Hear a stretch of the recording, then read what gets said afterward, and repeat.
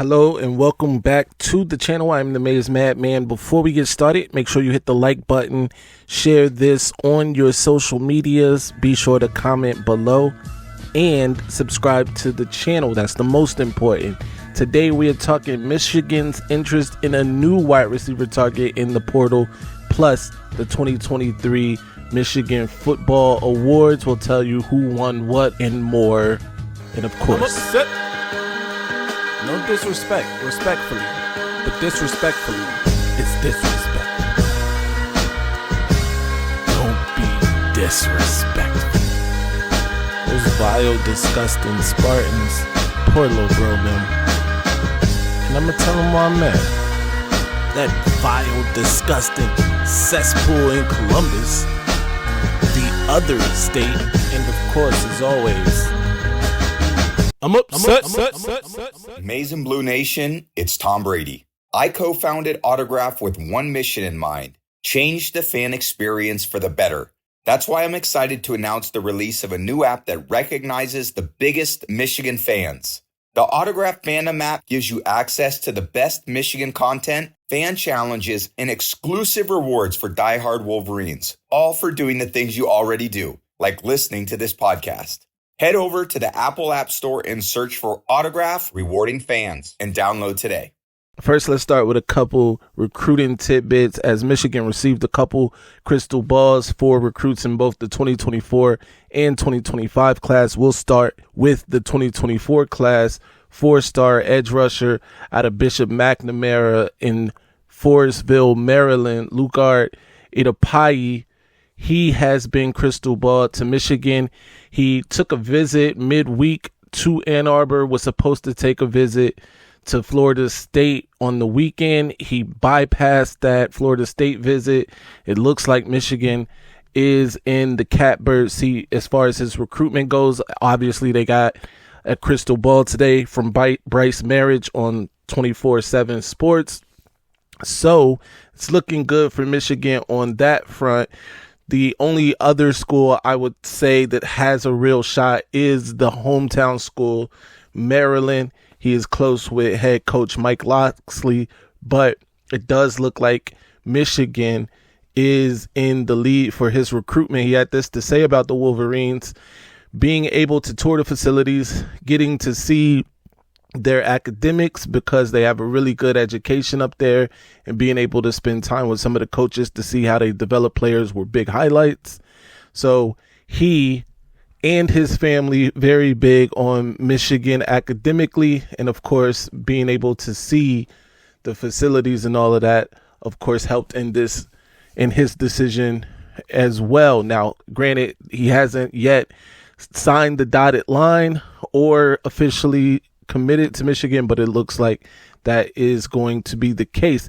He is rated 305 nationally, the number 24 edge rusher in the country, and the number 9 player in the state of Maryland. Moving on to the 2025 class, Michigan also received a crystal ball for Jamari Deo, the cornerback out of Chesapeake, Virginia, Oscar Smith High School. He, you may remember, was a guest right here on the Maize Madman. We had him live for an interview. An excellent young man, seems to have his head on his shoulders for sure. I will link that interview right here in the description if you want to check it out. Be sure to check it out there. But Jamari Deo, 5'10", 160 pounder out of Chesapeake, Virginia, again rated the 464th player nationally, the 53rd cornerback, and the 13th rated player according to 24/7. He also recently received his 4th star, so a great pickup that would be for Michigan as well. He advised in that interview that they see him in the Mike Sanders type role, so hopefully that is the case. Moving right along, the Wolverines seem to have identified another wide receiver target in the portal in Tulane's Chris Brazzle II. He's a 6'5", 195 pounder out of Texas and led the Green Wave with 9 contested catches this season. He also had 44 receptions, 711 yards, and 5 touchdowns, which was tied for second on the team. He would be a huge addition to Michigan's wide receiver core. Of course, they're looking to add some size. They have a lot of slot types and speed type receivers, but getting a guy like Brazzle who could be, like a third down guy or a possession receiver would be massive. They also offered Donovan McCulley out of Indiana. I talked about that a couple videos back. It looks like he has withdrew from the portal though and will remain with Indiana.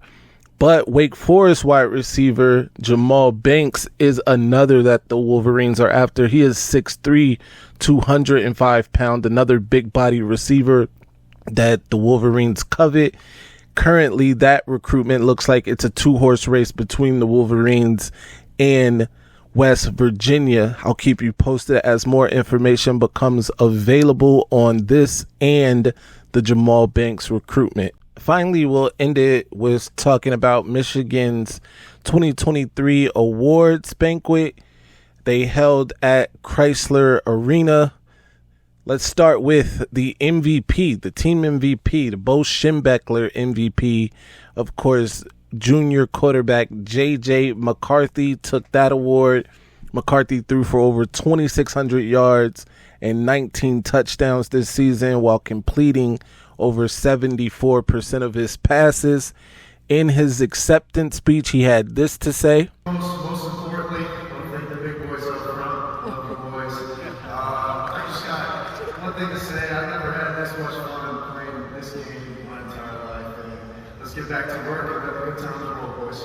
Moving right along, the Woodley Graham Award for the best defensive lineman on the team it was shared by Mason Graham and Kenneth Grant, both sophomores on that defensive line, both of whom earned every bit of that award. So I'm not mad that they got to share it. Now, this one I am it's a little shaky on if this award should have been shared, but the Defensive Player of the Year was given to 3 people: Junior Colson, Chris Jenkins, and Mike Sanderstill.